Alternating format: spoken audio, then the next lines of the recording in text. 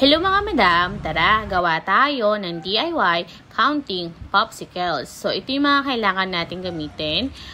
Colored paper, popsicle sticks, glue, gunting, at pen. Hinati ko sa 4 yung colored paper at ito yung kanyang 1/4. Kukunin natin tapos i-fold natin into half. At gagawa lang tayo ng curve line dyan sa taas. So ikakat mo lang yung edge. Ayan, curve line.